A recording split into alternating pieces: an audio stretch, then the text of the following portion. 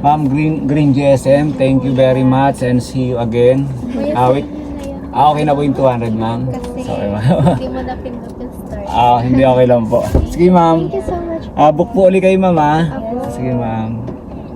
Thank you po. Hindi ko na kayo mapagbuksan, ma'am, ha? Masikip, alanganin yung lugar. Sige po. See you po. End trip tayo. Guys, ganda naman yung pag-end trip, no? So, ito na yung nag-end trip na tayo sa meter.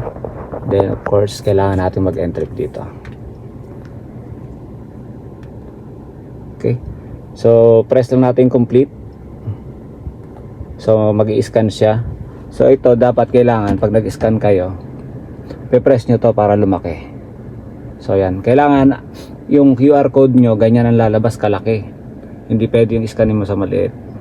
So, yan. Done. So, yan yung una nating pasahero. So, una nating customer for the day. Siyempre, bigyan natin ng 5 stars sila, ma'am. So, yan. Siyempre, waiting na tayo sa next booking. End trip. So, kailangan pa itong end trip, no? So, 192. End trip. Ito. Okay? So, yan. Ibig sabihin, ready for next booking na tayo. So, yan.